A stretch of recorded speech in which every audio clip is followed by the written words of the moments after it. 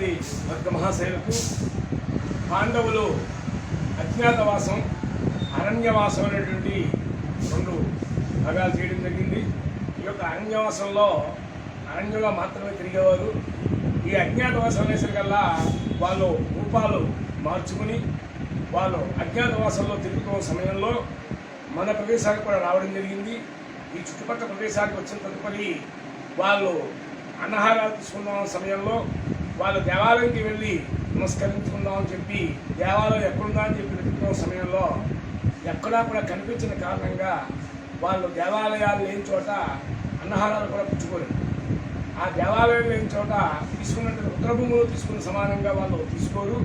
అందుచేత వాళ్ళందరూ కూడా నిద్రిస్తున్న సమయంలో వాళ్ళకి కళలోనే ప్రత్యక్షమై లక్ష్మీనరసింహస్వామి నేను శాలిగ్రామ రూపంలో ఉన్నాను, అందుచేత నన్ను ఆరాధించి మీరు అన్నహారాలు పుచ్చుకోండి సుమా అని చెప్పి నరసింహస్వామి చెప్పేసరికల్లా అప్పుడు నిద్రలోకి మేలుకొని చూసుకుని నాలుగు వైపులు కూడా వెతికేసరికల్లా ఆ యొక్క లక్ష్మీనరసింహస్వామి శాలిగ్రామ రూపంలో దొరకడం జరిగింది. ఆ శాలిగ్రామానికి వాళ్ళందరూ కూడా చక్కగా అర్చనాది కార్యక్రమాలను కూడా చేసుకుని వాళ్ళ అన్నహారాలు పుచ్చుకున్నట్టండి. పుచ్చుకున్న తర్వాత ఆ కుంతీదేవి ఆ యొక్క నరసింహస్వామి నిత్యం కూడా ఆరాధన చేస్తూ కుంతీదేవి ప్రతిష్ఠ చేయాలి సుమా అని చెప్పి నరసింహస్వామి ప్రతిష్ఠ చేయాలి సుమా అని చెప్పి పాండవులంతా కూడా అనుకుని ఆ యొక్క వాళ్ళ హస్తినాపురానికి సింబల్ ఏమిటంటే హస్తినాపురానికి గుర్తు గజపీఠం. ఆ గజపీఠం మీద ఆ యొక్క లక్ష్మీ నరసింహస్వామి వారి యొక్క ప్రతిష్ట చుట్టూరు కూడా శ్రీదేవి, భూదేవి, గరుత్మంతుడు, హనుమంతుడు మరియు దశావతార నిమిత్తంగా ఆ యొక్క లక్ష్మీ నరసింహస్వామి వారిని కుంతీదేవి ప్రతిష్ఠించింది కాబట్టి అప్పటి నుండి కూడా శ్రీ కుంతీ లక్ష్మీ నరసింహస్వామి అనేటువంటి పేరుతో ఈ యొక్క చుట్టుపక్కల ఉన్నటువంటి భక్తులందరి చేత కూడా పూజలు అందుకుంటూ స్వామి ఇక్కడ కుంతీపురం గతంలో ఈ కుంతీపురంలోనే రాను రాను కుంతేరుగా మారింది. ఈ కుంతీ లక్ష్మీ నరసింహస్వామి యొక్క దేవాలయంలో ఆ యొక్క నిత్యము కూడా స్వామివారికి శాలిగ్రామానికి నిత్యము కూడా అభిషేకం చేయడం జరుగుతుంది. అదేవిధంగా ఈ కుంతీపురానికి ఆనుకుని ఒక అడవి ఉండేదిటండి. ఆ అడవే ఈ యొక్క అడవి పాలు.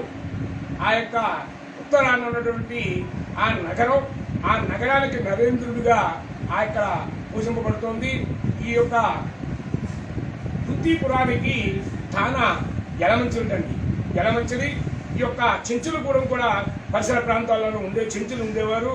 అలా ఉంటూ ఉన్న సమయంలో ఈ కుంతీ లక్ష్మీ నరసింహస్వామి వారి యొక్క దేవాలయం నుండి ఈ యొక్క అడవికి పాలెంగా ఉన్నటువంటి ఈ అడవిపాలెం గ్రామంలో ఆ యొక్క గ్రామ దేవత అయినటువంటి శ్రీ కనకదుర్గ అమ్మవారిని ప్రతిష్ఠ చేయాలి సుమా అని చెప్పి గ్రామస్తులు నిర్ణయించుకుని ఆ యొక్క బొలిశెట్టి స్వామినాయుడు గారు, శేషారత్నం గారు దంపతులచే ఈ యొక్క కనకదుర్గ అమ్మవారి యొక్క దేవాలయాన్ని ప్రతిష్ఠ చేసి అలా కొంతకాలం చేసిన పూజాది కార్యక్రమాలు చేస్తూ శిథిలావస్థకి చేరుకున్న సమయంలో మరలా గ్రామస్తుల యొక్క అందరి సహాయ సహకారాలతో ఈ దేవాలయాన్ని మనం పునరుద్ధరించుకోవాలి సుమా అని చెప్పి విశాలమైన మండపాన్ని మరియు అమ్మవారికి విశేషమైనటువంటి ఆభరణాలు చేయించి ఆ యొక్క పాల్గొన మాసంలో కృష్ణపక్షంలో విధియ నాటి నుండి అమావాస్య వరకు కూడా గ్రామదేవత ఈ యొక్క అడవిపాలె గ్రామంతో కూడా తిరుగుతూ ఉంటుంది.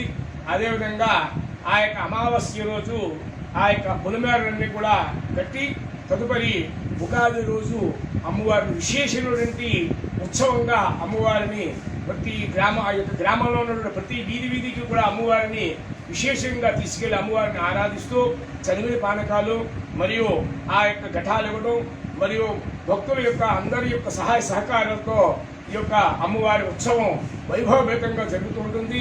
ఈ యొక్క కార్యక్రమానికి భక్తుల యొక్క అందరి సహాయ సహకారాలతో ఎంతో తేజోవంతంగా వెలుగుతుంది.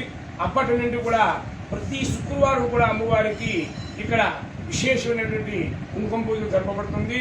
అందుచేత 50 మంది భక్తులందరూ కూడా ఈ యొక్క అడవిపాలెం గ్రామంలో వేంచేసినటువంటి శ్రీ కనకదుర్గ అమ్మవారిని అందరూ కూడా ధరించవలసిందిగా కోరుతున్నాం. జై దుర్గా భవాని.